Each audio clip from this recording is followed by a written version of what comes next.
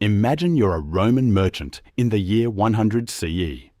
Your neighbours keep inviting each other to something they call the boss's dinner, where they eat someone's body and drink their blood to get healthy. They call each other brother and sister, even though they're clearly not related. They meet in secret before dawn. Would you be suspicious? This is exactly what early Christianity sounded like to outsiders. Not because Christians were trying to be mysterious. They were just speaking Greek. Early Christians didn't invent new words. They borrowed everyday Greek terms and loaded them with new meaning. Let's look at the actual Greek words. Kyrios, pronounced kyrios, means boss or master. It's what you'd call your employer. When Christians called Jesus Lord, they used the same word a slave would use for their owner. Eucharistia, eucharistia, simply means thanks or gratitude. The central Christian ritual's name translates to the thank you. Baptisma means dipping or immersion, what you do with cloth in dye. Soteria, soteria, means health, wholeness, or rescue, like recovering from illness. Adelphoi means comrades or siblings, a term for close association. To an outsider hearing these words without context, Christian gatherings sounded like a strange club with coded language about dipping, health treatments, and family dinners with the boss. The vocabulary wasn't designed to exclude anyone, but it functioned as insider code because the meanings had shifted. These specialized terms appear throughout the New Testament. Here's what most people don't realize about that collection.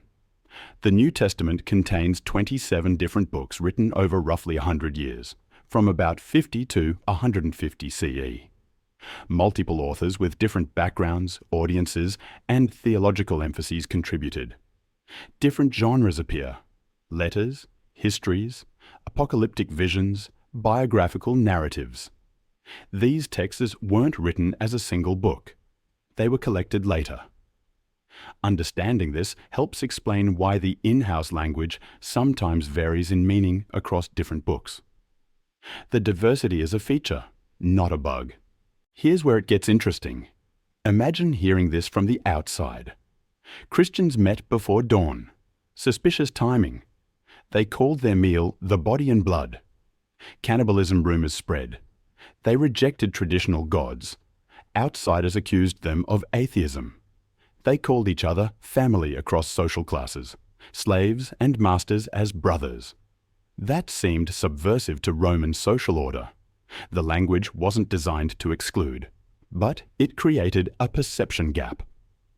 Even the names we use for texts carry theological assumptions. What Christians call the Old Testament is what Jews call the Hebrew Bible, or Tanakh, pronounced Tanakh. The term old implies something superseded or outdated. Well, that's a Christian theological claim, not a neutral description.